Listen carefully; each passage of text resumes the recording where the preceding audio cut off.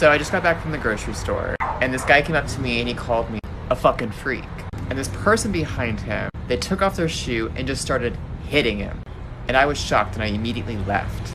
Point is that my shoe's now broken. I could help you cross the street. No. I could help you cross your yard. No. I could help you cross your porch. No. Well, I gotta help you cross something. You pull up with that fat girl, that's a big woman. Damn! How the fuck she get big like that? Fuck.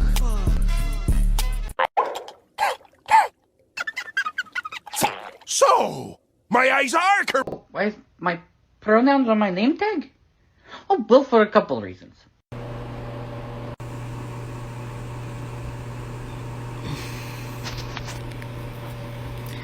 Hey, Uncle Victor. I wanted to show you my masks that have my pronouns on them. Why? Because these are what I wear to teach in, and I often wear them in public spaces. Now, it doesn't mean people get them right every time, but it's important to me for people to know my pronouns in order to respect me, but it also normalizes it and shows my students that I understand. Now, if you use pronouns people would assume with you, even though they shouldn't assume, please still share your pronouns in your introductions in some way, because it normalizes it and it makes it safer and more affirming for trans and non-binary and gender-varied people like myself to do so. Thanks.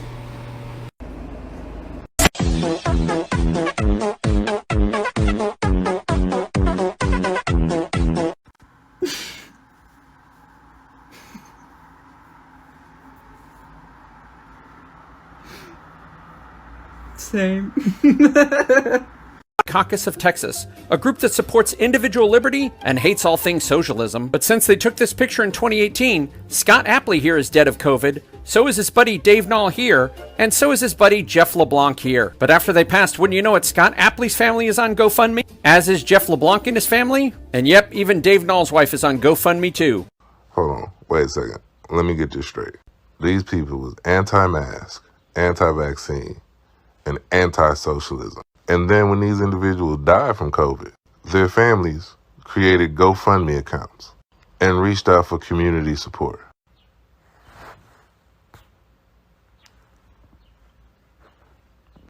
This group of anti-socialists reached out to the community for support in their time of need. Tap in. Tap in. Well, I'll be honest, I don't really understand, but I fell down this hill. Now I got glue on my hands and I got records on my fingers. Records on my fingers, I got records on my fingers and I just can't stop.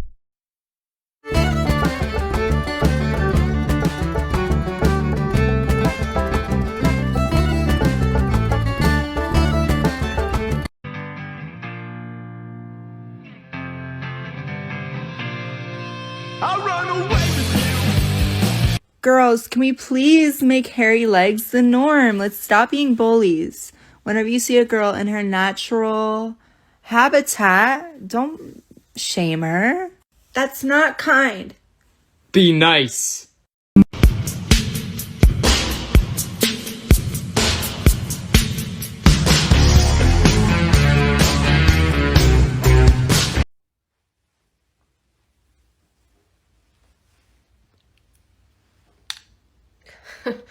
Oh no. Oh no. I'm like hot as a guy.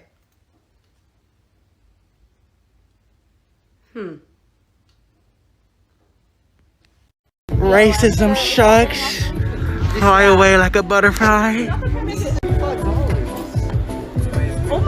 All those bitches out there, you know, like, nothing tastes as good as skinny feels. Oh yeah, bitch? You ever had pussy?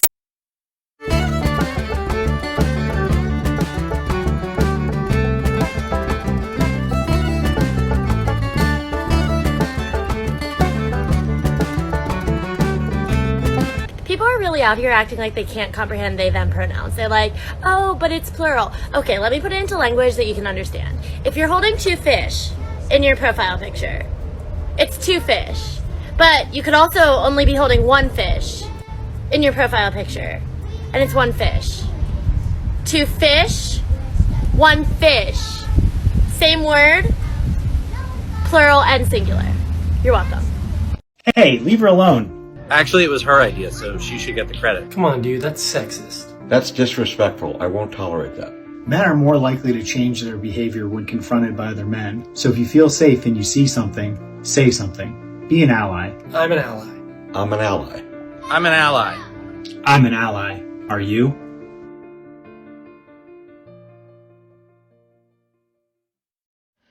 So yesterday I found out that my grandfather, who lives in Florida, has COVID-19, and he is not vaccinated.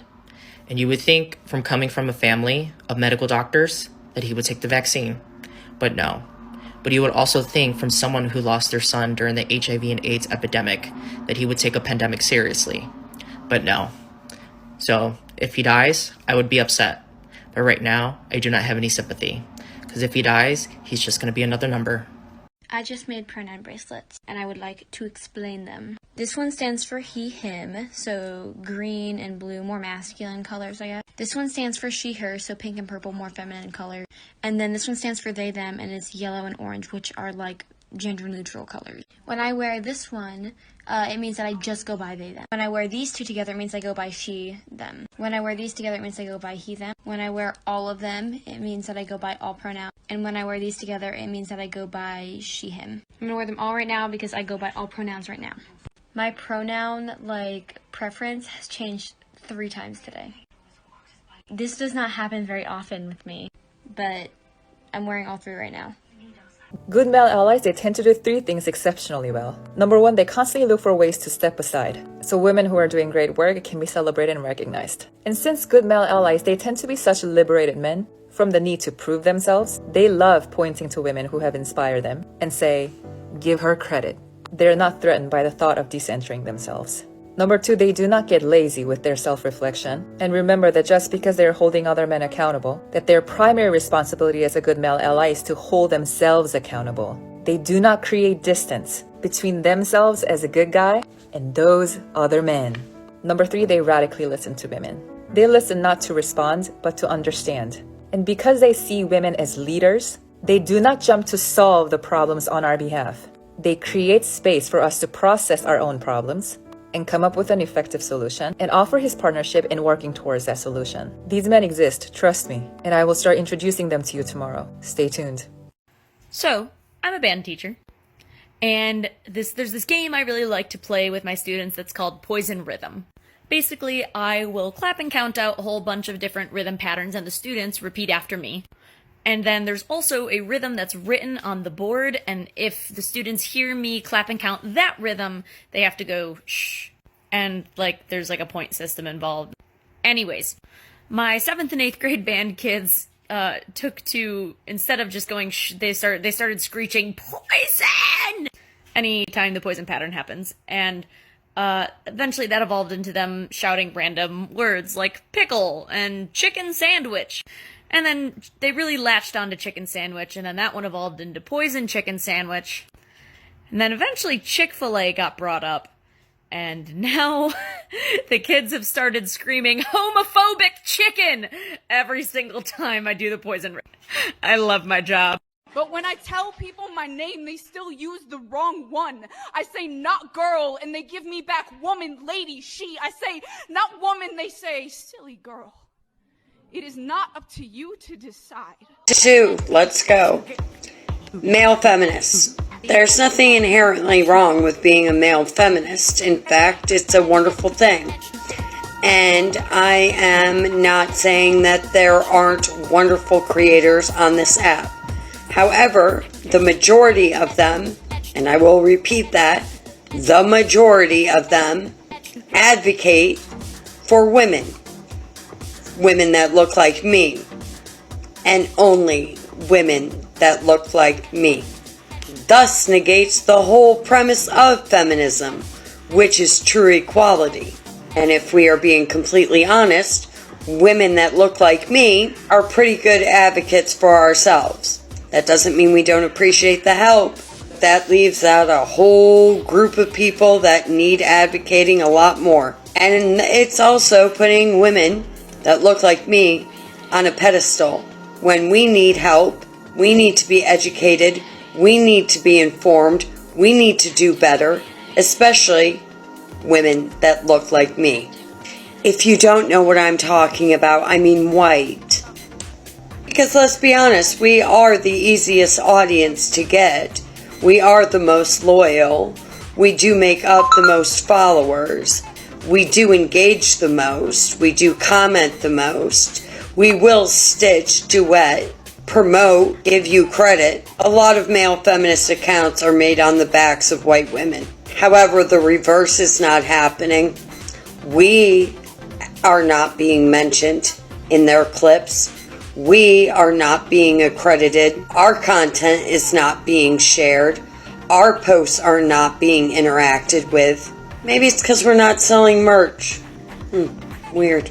It seems to me that most of these creators are not willing to have these hard conversations with other men, or even address equality in the trans community with indigenous people, the LGBT community, or people of color. This is not modeling feminism because it is excluding half of the gender, which is men. And we so desperately need them if we are ever going to make any sort of change.